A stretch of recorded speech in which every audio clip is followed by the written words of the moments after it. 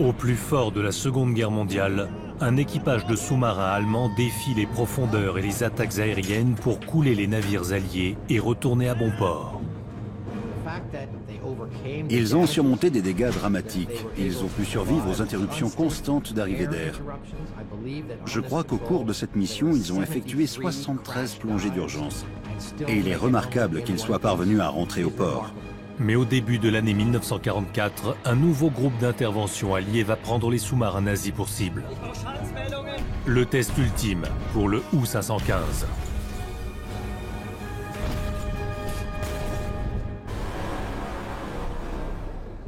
Lors de la Seconde Guerre mondiale, les armes sous-marines permettent aux soldats de combattre sous les flots. Avec ruse, force et ténacité, leurs ennemis contre-attaquent.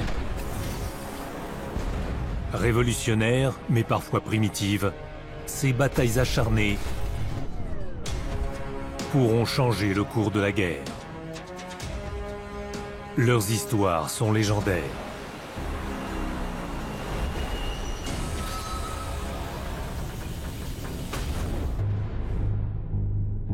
18 novembre 1943. Le sous-marin nazi U-515 repère un massif convoi allié au large des côtes portugaises. 12 destroyers entourent 66 navires, dont 11 navires citernes destinés au débarquement du D-Day. L'amiral Karl Dönitz a missionné 26 sous-marins pour trouver ce convoi. Les services de renseignement allemands vont détecter ce convoi et du fait de sa colossale importance, Dönitz va décider de faire tout son possible pour l'intercepter. Le commandant Werner Henke souhaite indiquer l'emplacement du convoi aux autres sous-marins. Il fait surface 17 km plus loin pour transmettre son message. Mais un avion allié attaque, forçant Henke à plonger.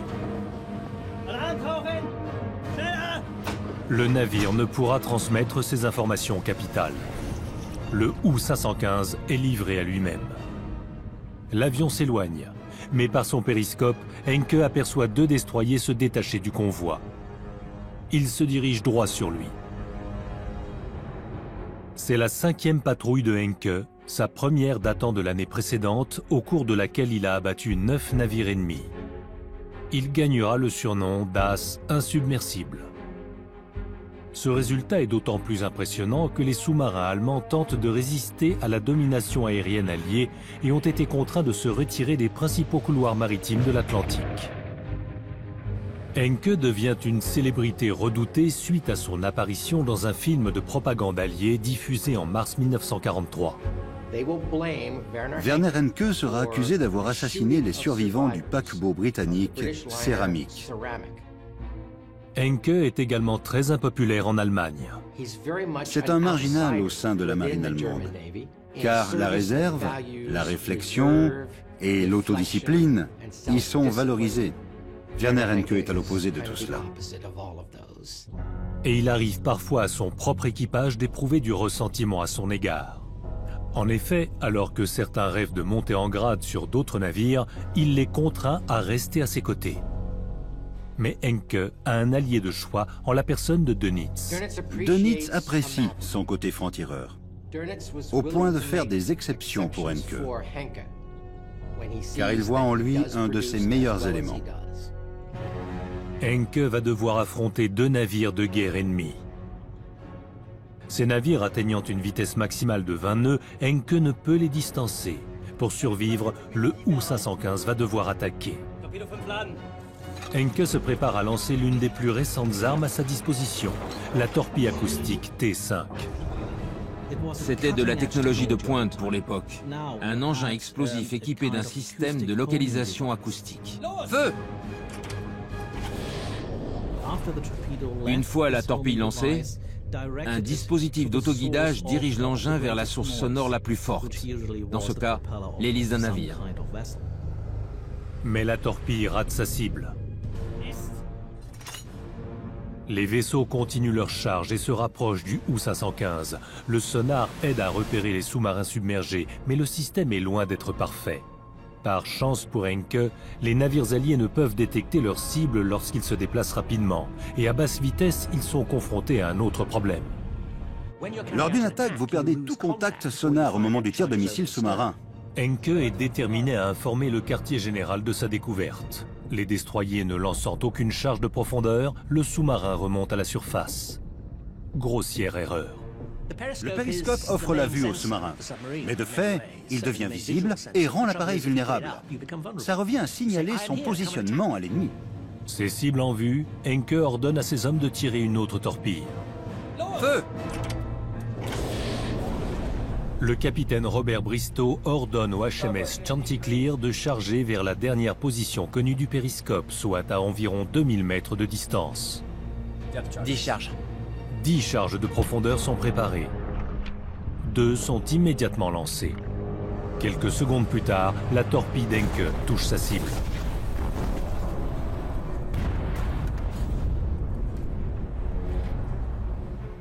Le gouvernail a été soufflé hors de l'eau et revient s'écraser sur le navire. Les dégâts ont été conséquents.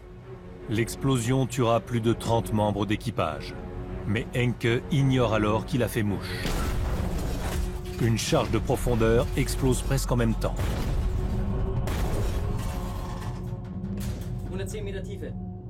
Encke plonge plus en profondeur pour fuir. Malgré les dégâts, l'équipage du Chanticleer riposte. L'équipage ne baissera pas les bras. Malgré les dégâts et les pertes, le combat continue. Quelques minutes plus tard, le sonar du Chanticleer détecte le U-515. Des rafales de mitrailleuses sont dirigées à l'endroit où les charges de profondeur viennent d'exploser, dans le but d'endommager davantage le sous-marin en cas de proximité avec la surface. L'eau de mer s'infiltre par les soupapes d'échappement du U-515. Les grenades sous-marines du Chanticleer ont causé des dégâts majeurs sur le sous-marin. Des dégâts majeurs mais pas mortels. Le compresseur d'air, par exemple, a été arraché de ses supports, mais pas endommagé. Encke espère échapper à l'attaque grâce à l'avantage naturel dont dispose le sous-marin, la possibilité de plonger. S'il se met à l'abri et remonte à la surface plus loin, il pourra informer le quartier général de la localisation du convoi. En surface, le deuxième destroyer suit de près les mouvements du U-515. Au cours des 3 heures suivantes, le sonar du HMS Crane localisera le U-515 à 7 reprises. On a un contact sonar à 1500 mètres, coordonnées 270. À chaque fois, 10 charges de profondeur sont lancées.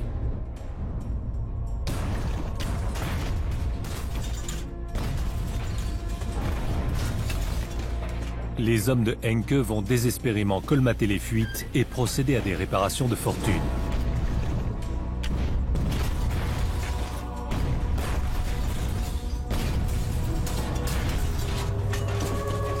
Mais le temps et l'air se font rares. À l'époque de la Seconde Guerre mondiale, lors de sa submersion, un sous-marin disposait d'une réserve d'air très limitée. Et du fait du stress élevé, l'équipage consomme plus d'oxygène et encore plus s'il travaille à des réparations d'urgence. Le U-515 a touché un navire de guerre britannique, mais pour survivre, son équipage devra échapper aux assauts d'un second.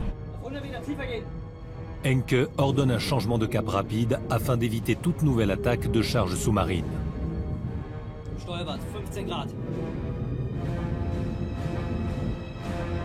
Le navire va parvenir à se débarrasser du HMS Crane. L'opérateur d'hydrophone indique que le navire ennemi s'est éloigné. Le U-515 remonte à la surface pour faire le plein d'air frais et une évaluation des dégâts. Le sous-marin avait subi d'énormes dégâts. Il a été lourdement touché par les charges de profondeur. Il y avait de nombreuses fuites et l'équipage a dû contrebalancer le sous-marin pour l'empêcher de couler. Les techniciens font un rapport sur l'état du sous-marin. Le mécanicien en chef, Georg Manken, recommande de retourner au port le plus proche pour effectuer des réparations d'urgence. Le mécanicien subalterne, Gunther Altenburger, n'est pas d'accord. Car pour retourner à l'Orient, ils doivent traverser le golfe de Gascogne, joyeusement rebaptisé le cimetière de sous-marins.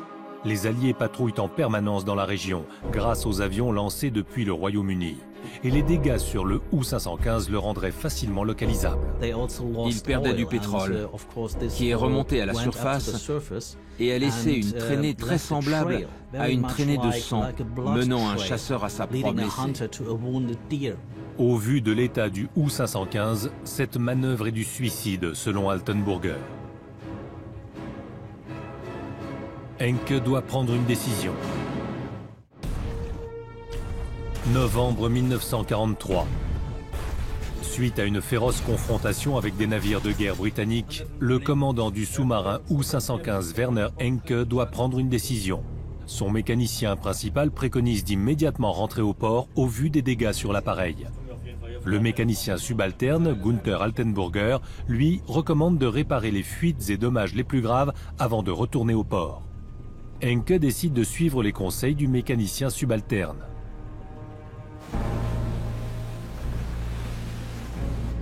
Le 22 novembre, le U-515 se trouve au large des îles Canaries. L'équipage répare tant bien que mal le submersible. Grâce au travail exceptionnel d'Altenburger, le U-515 sera opérationnel en 2 jours seulement. Il y a une limite pour chaque sous-marin quant aux dommages qu'il peut subir. L'ingénieur a averti qu'il fallait absolument éviter tout dommage supplémentaire s'il voulait retourner au port sain et sauf. Malgré ces recommandations, Encke ne peut s'empêcher de livrer bataille aux navires ennemis. Il coulera 2 cargos britanniques et un navire à moteur le long de la côte ouest africaine avant de se diriger finalement vers le port. Le U-515 est alors pratiquement une épave flottante. Il rentre en boitant chez eux. Les attaques ont également endommagé les batteries qui ne se rechargent plus comme elles le devraient. Pour le moment, cela n'a pas posé de problème majeur car le submersible n'a pas encore eu à plonger. Mais ils doivent encore retourner à l'Orient par le golfe de Gascogne. Et sans batterie, le sous-marin n'a plus la possibilité de plonger pour se protéger. 10 janvier 1944. Le U-515 entre dans le golfe de Gascogne. Encke tentera de remonter à la surface à 4 reprises pour recharger ses batteries. Et à chaque fois, un avion ennemi le contraindra à retourner sous l'eau. L'équipage va voyager très lentement au large des côtes de l'Espagne neutre. À 16 heures, les batteries sont épuisées. Les moteurs électriques s'éteignent. En eau profonde, de tels événements engendreraient un désastre. Heureusement, les eaux le long de la côte sont peu profondes et le U-515 s'installe sur le fond marin. Encke dispose d'assez de puissance pour remonter à la surface une dernière fois, mais doit pour cela attendre la tombée de la nuit. Les patrouilles de la Royal Air Force au-dessus du golfe de Gascogne sont implacables. À cette époque de la guerre, les mesures anti-sous-marines sont extrêmement efficaces. Et les sous-marins ont alors une espérance de vie très limitée. Les avions sont équipés de radars à haute fréquence, leur permettant de repérer tout sous-marin essayant d'effectuer la traversée. Les avions sont devenus l'arme ultime du combat contre les submersibles. L'équipage du sous-marin sait qu'il est inutile de refaire surface avant le crépuscule. Les hommes restent au fond de la mer pendant 3 angoissantes heures. Une fois l'obscurité tombée, Encke ordonne de remonter à la surface avec une dernière ouverture des ballasts.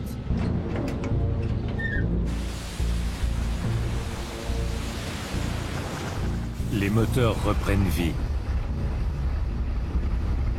Si un avion les repère, ils vont au-devant de graves ennuis. Ils pourraient ne pas pouvoir plonger et faire surface de nouveau. Mais la chance leur sourit. Le ciel est dégagé d'avions ennemis. Encke va prendre le moins de risques possible pour atteindre sa destination. Il suivra les côtes espagnoles parce que l'Espagne est neutre. Puis il tentera de passer par un minimum de mer ouverte afin d'atteindre la sécurité du port de l'Orient. Le matin du 14 janvier, les officiers de vigie du U-515 aperçoivent 2 dragueurs de mines allemands qui pourraient leur servir d'escorte armée jusqu'au port. Alors qu'ils approchent de la ligne d'arrivée, 2 chasseurs britanniques sortis de nulle part lancent une attaque. Mais le U-515 ne se laissera pas faire si près de son objectif. Et les 3 vaisseaux allemands continuent d'ouvrir le feu et contraignent les avions à battre en retraite.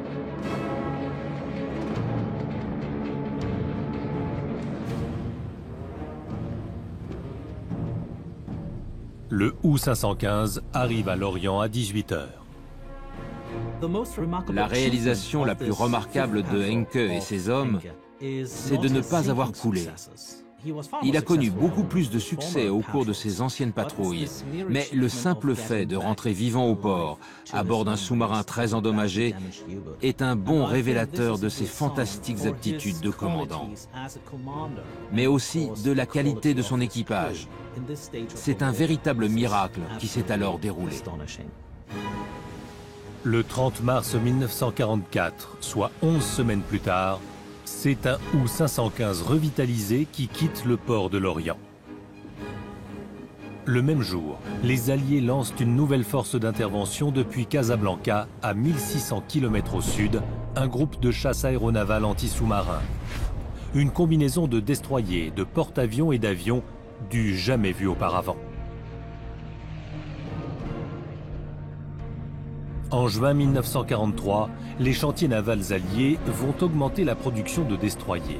La domination allemande dans l'Atlantique allant s'affaiblissant, ces navires sont libérés des missions d'escorte de convois. Ces derniers vont être associés aux porte-avions dans le cadre d'une campagne spéciale visant à empêcher une résurgence des sous-marins allemands. Cette force d'intervention, connue sous le nom de Hunter Killer Group, est censée localiser un sous-marin dont le positionnement est encore très approximatif. Et une fois qu'il est localisé, ils le détruisent. Le Hunter Killer Group 2112 est composé du porte-avions USS Guadalcanal, transportant environ 23 avions Avenger et Wildcat, et de 4 destroyers. La présence du porte-avions est décisive, car les avions peuvent être envoyés dès lors que c'est nécessaire. Maintenant, au lieu de décoller d'une base située à 2000 km de distance, ils ne décollent qu'à 80 km de distance. Ça fait toute la différence. Les Alliés disposent d'une piste de décollage mobile qui va permettre des attaques bien plus efficaces. Le groupe est sous le commandement du capitaine Daniel Gallery. Gallery naît et grandit à Chicago, dans l'Illinois. En 1942, il est aux commandes de la base aérienne américaine de Reykjavik, en Islande. Suite à des opérations de combat exceptionnelles menées contre les sous-marins ennemis, il sera distingué. En 1943, l'US Navy lui confie le commandement d'un Hunter Killer Group à bord d'un porte-avions, l'USS Guadalcanal. Le capitaine Gallery était un aviateur et un homme très créatif. Il voulait voir ce qui était possible de faire avec un tel vaisseau. Il voulait explorer toutes les possibilités. Mais sa première patrouille n'est pas encourageante. La première sortie de l'USS Guadalcanal a fini en désastre. Ils ont perdu un avion, car le pilote s'est littéralement perdu. Un avion s'est écrasé sur le pont au moment de l'atterrissage et a bloqué la piste de telle sorte que les autres avions n'ont pu atterrir par la suite. Gallery a fait amérir les appareils restants pour en récupérer l'équipage.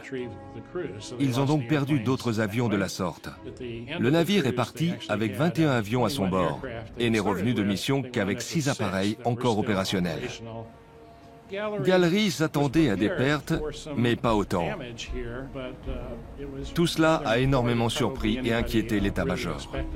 Ayant tiré les leçons de cette mission, Gallery et son équipage retournent dans l'Atlantique, prêts à en découdre. À des centaines de kilomètres de là, le U-515 s'échappe indemne du golfe de Gascogne et prend le large.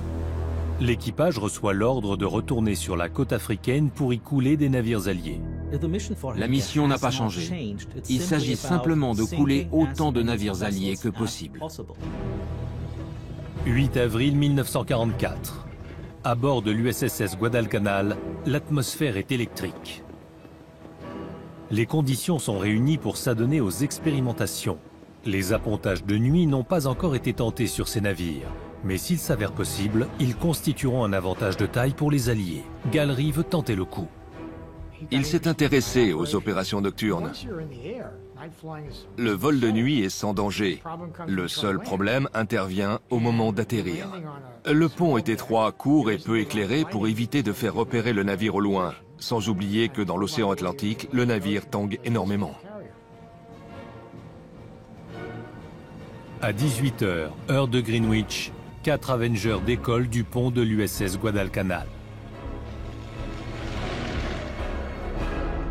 Bien. Dès la première communication radio, les pilotes signalent la formation d'une tempête. Gallery est déçu. Il avait prévu un vol ultérieur pour tester les avions dans l'obscurité totale. Les conditions météorologiques le contraignent à annuler. Mais un repérage fortuit va changer la donne. Alerte générale! Le U-515 est repéré par l'un des chasseurs de Gallery. Il doit s'échapper avant que le reste de la flotte ne se rapproche pour le détruire. Avril 1944. Le sous-marin allemand U-515 se dirige vers la côte africaine pour y chasser les navires alliés. Alerte générale! La présence d'avions alliés en ces eaux était auparavant très rare et encore plus de nuit. Ce n'est plus le cas. Des avions ont décollé depuis le pont de l'USS Guadalcanal. Le commandant a alors décidé d'expérimenter les vols nocturnes. Contact avec le sous-marin. D'accord. Du fait de la confusion à bord, l'information du repérage ne parvient pas au capitaine Daniel Gallery.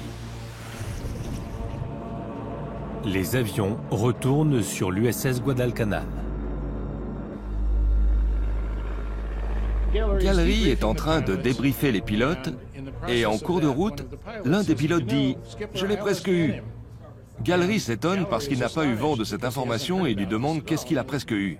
Le pilote répond « Le sous-marin, vous n'avez pas reçu mon message ?» Gallery répond que non. Gallery décide de traquer le submersible. Il ordonne à ses hommes d'attendre 1 heure pour bercer l'équipage du sous-marin d'une illusion de sécurité. Puis les avions repartiront en chasse. S'il y a une leçon que les Alliés ont apprise au cours de la Première et de la Seconde Guerre mondiale dans le combat contre les sous-marins, c'est de les avoir par la ruse. Les avions sont les meilleures armes pour cette mission. 2 bombardiers Avenger décollent à 23h15. 1 heure plus tard, le U-515 est une fois encore localisé à la surface. L'Avenger jette 2 charges de profondeur.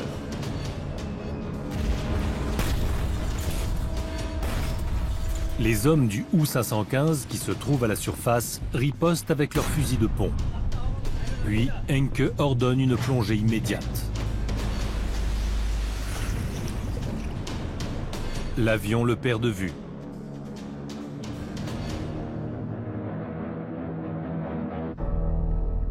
Bien que repérés, Henke rejette la suggestion de se débarrasser de leurs poursuivants en rebroussant chemin. Il ignore que les avions ont décollé des mers. Tant qu'il n'a aucun signal sur ses hydrophones, il pense être en sécurité et que le danger n'est pas imminent. Mais il a tort. Grâce à 2 repérages de sous-marins en quelques heures, l'expérience de vol de nuit de Gallery est déjà un succès. Il est impatient de mettre à l'épreuve le reste des troupes sous son commandement. 9 avril 1944, dimanche de Pâques. Une fois de plus, les batteries de Henke sont à court d'énergie. Henke doit faire surface, qu'il le veuille ou non. Parce que sans charge minimale des batteries, il est pratiquement sans défense. Il lui est impossible de plonger et d'éviter le danger. Aucun signe des appareils durant plusieurs heures. Henke décide de remonter à la surface.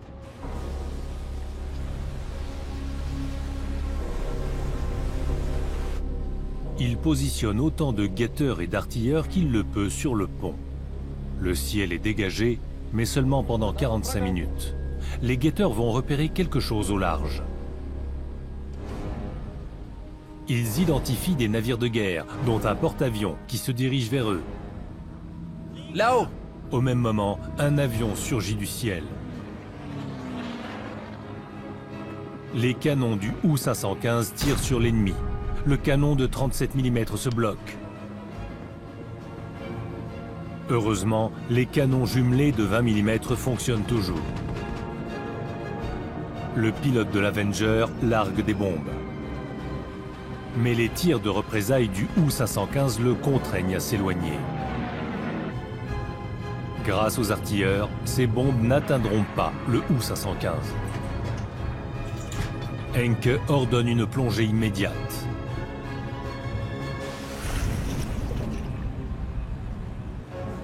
À bord de l'USS Guadalcanal, Gallery ordonne aux destroyers USS Pillsbury et Flaherty de localiser l'ennemi et d'engager le combat.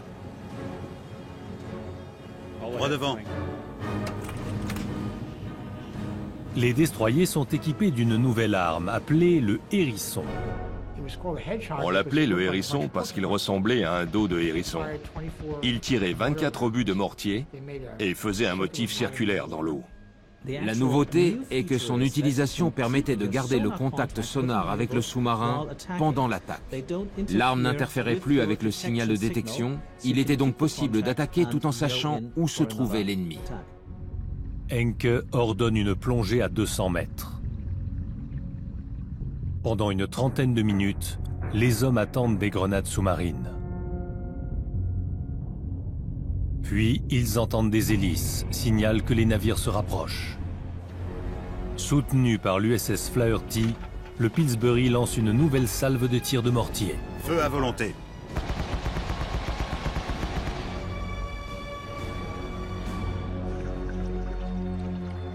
Un obus fait contact et explose.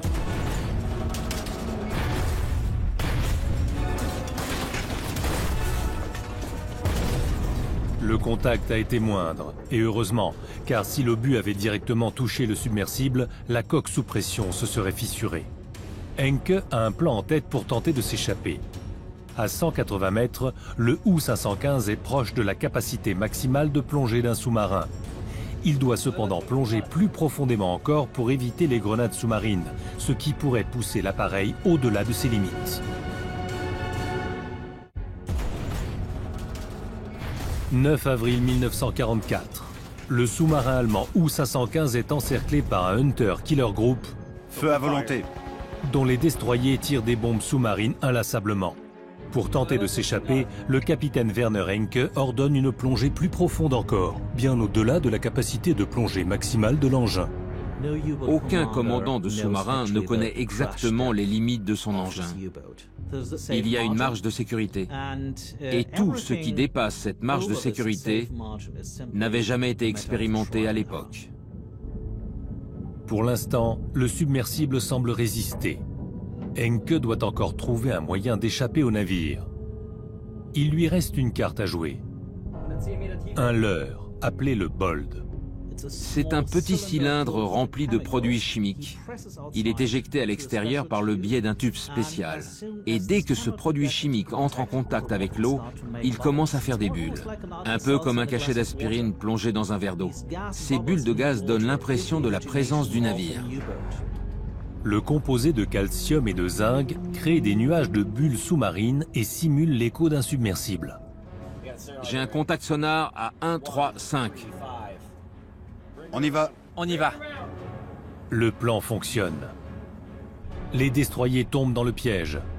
Les hommes de Encke entendent les hélices progressivement s'éloigner. Le destroyer USS Chatelain se joint aux recherches du Flaherty et du Pillsbury. Tous partent dans le mauvais sens.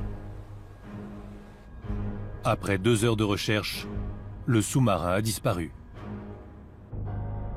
Les avions patrouillent dans les airs et ne voient rien non plus. Cela signifie alors que si le sous-marin est proche, ils l'ont perdu de vue, et qu'il y a donc des chances que le commandant du sous-marin décide de retourner à l'attaque. Gallery fait appel à son 4e destroyer, l'USS Pope, pour protéger le porte-avions. Contact sonar. Le sonar du Pope détecte un contact à 700 mètres. Position 090. On a un contact à 090. Ils ont retrouvé le U-515. Feu à volonté. L'USS Pope lance 2 salves de tirs de mortier. Aucune n'atteindra sa cible. Ils s'aperçoivent que le sous-marin est probablement trop profond pour le toucher. L'USS Pope va alors lancer des charges de profondeur.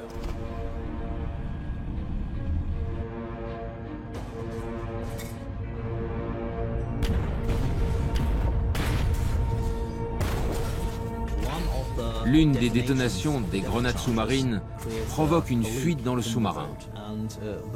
Et qui dit 200 mètres de profondeur, dit haute pression d'eau. Donc, cette eau s'infiltre à l'intérieur du vaisseau très vite. Une énorme quantité d'eau va donc pénétrer le submersible et le déséquilibrer. Pour compenser, l'eau est déplacée d'un réservoir à l'autre, ce qui mène au rééquilibrage du sous-marin.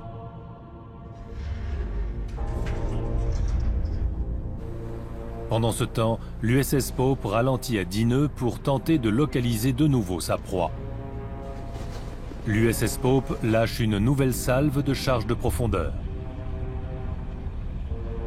Encke va essayer d'anticiper le prochain coup de son ennemi. Il tente un virage en épingle pour échapper à l'attaque. Il décide d'une manœuvre de dernière minute et met son sous-marin hors de portée des charges en plongeant en profondeur. Il se sert de son expérience pour tenter d'échapper aux explosions et surtout au drame. Tout dépend maintenant de la capacité du submersible à effectuer la manœuvre. S'il ne se déplace pas assez vite, il pourrait subir de graves dommages. L'USS Pope lance 13 charges de profondeur directement au-dessus du submersible.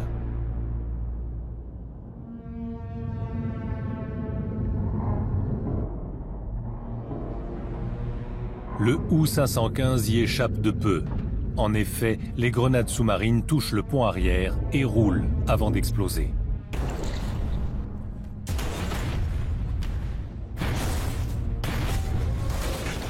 Les charges de profondeur n'ont pas besoin de toucher le sous-marin.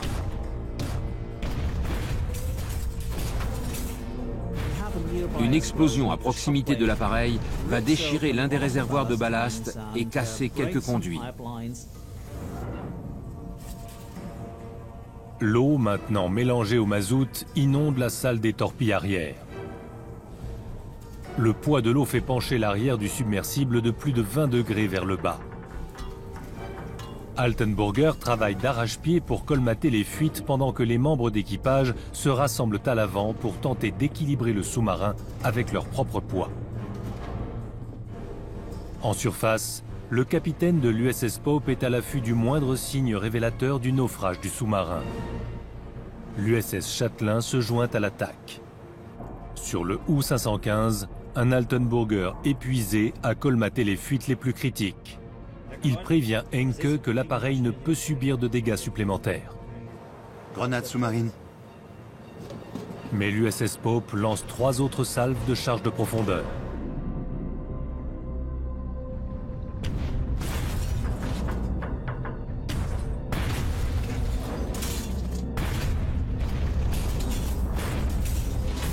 Les bricolages improvisés d'Altenburger ne tiendront pas le choc.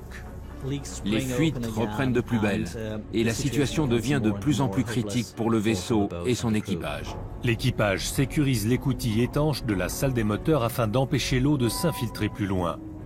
Mais un des boulons est cassé et le niveau de l'eau continue de monter. Si la salle des machines est inondée, si le système d'alimentation électrique tombe en panne, il n'y a plus rien à faire. Car impossible d'utiliser les pompes, plus de propulsion. Le vaisseau est alors une épave.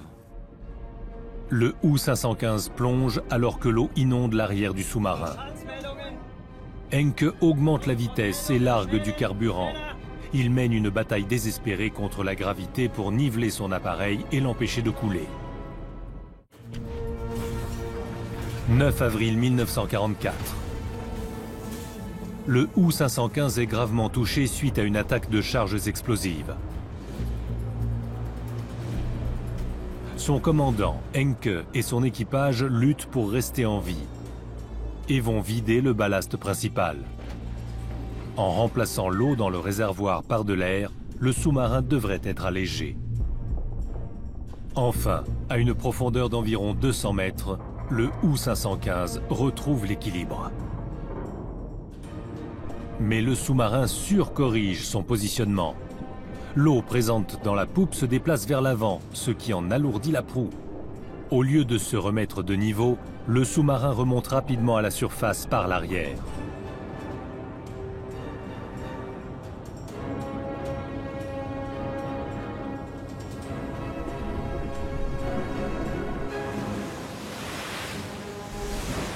Et les Américains l'y attendent.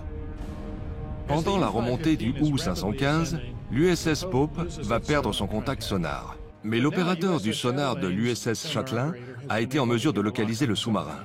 Passerelle CIC, contact confirmé avec le sous-marin. Alors que son commandant s'apprête à ordonner une nouvelle attaque, de manière inattendue, le U-515 surgit des profondeurs.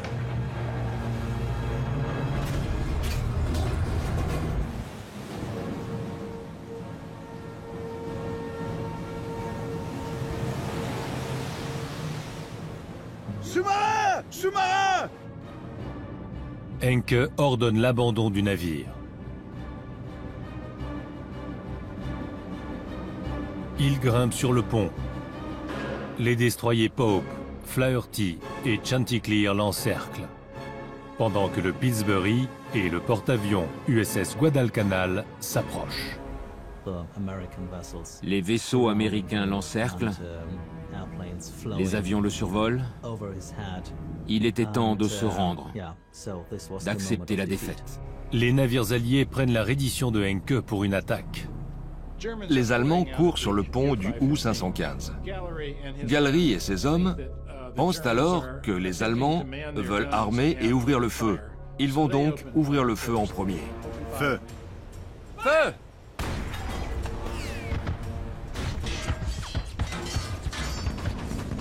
Feu!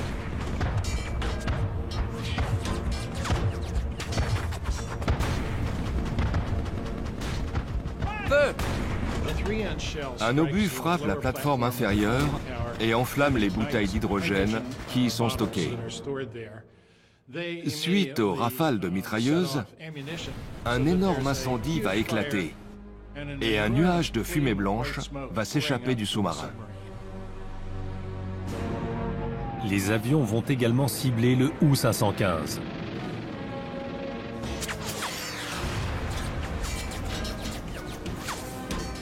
Blottis dans les compartiments avant du sous-marin, certains hommes n'entendent pas l'ordre d'abandonner le navire. Au fur et à mesure que la nouvelle se répand, d'autres s'échappent par les écoutilles, évitant ainsi les rafales. Les avions de chasse Wildcat continuent de mitrailler le sous-marin tout en tuant plusieurs membres d'équipage dans l'eau.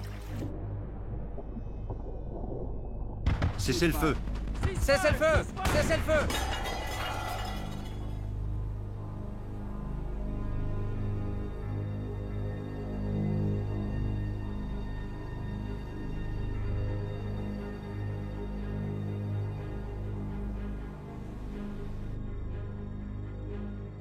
Juste après le naufrage du U-515, Encke est embarqué sur le Chatelain et ensuite transféré sur le Guadalcanal.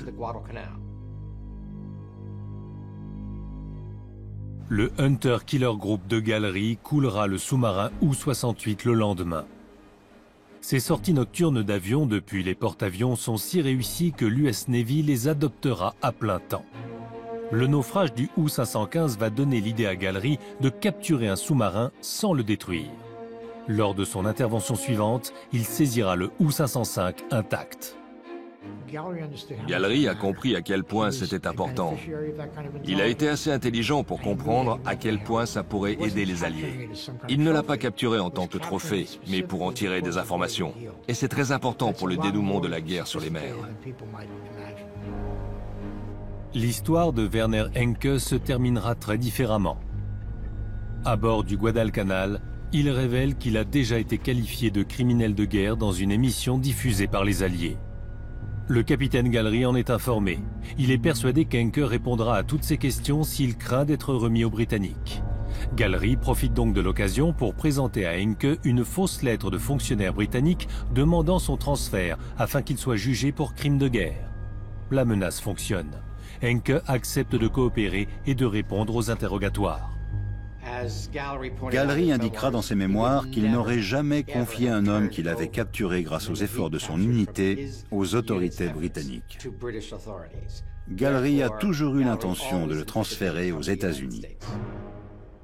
Le 3 mai 1944, l'US Navy transfère Werner Encke à Fort Hunt, un centre d'interrogatoire secret situé à l'extérieur de Washington, D.C.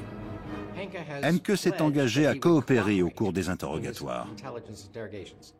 Mais il refuse maintenant de répondre aux questions. Il dira plus tard que cet engagement a été obtenu sous la contrainte et qu'en tant qu'officier allemand, il était inenvisageable qu'il coopère. Et il ne l'a pas fait. Les autorités décident de l'envoyer au Canada, où de nombreux autres prisonniers de guerre allemands sont détenus. Encke apprend son transfert. Il est persuadé d'être remis aux Britanniques pour ce qui sera un procès spectacle et se terminera par une exécution. Le soir du 15 juin 1944, Werner Encke sort pour sa promenade quotidienne d'1 heure. 55 minutes après le début de la promenade, il court soudainement vers la clôture de barbelés. Après avoir franchi les barbelés, il escalade la clôture. Il est appelé à s'arrêter par un garde et refuse. Il se fait tirer dessus. Une balle va le toucher à la tête, 2 autres au moins toucheront le reste de son corps. Le commandant Werner Encke, héros de la marine allemande, est mort. Aucun autre capitaine de sous-marin n'a accompli autant que Werner Encke de septembre 1942 à 1944. Pour la Kriegsmarine, chaque perte, en particulier celle d'un commandant très en vue comme Encke, est un sérieux inconvénient pour maintenir le moral des troupes. C'est une grave perte.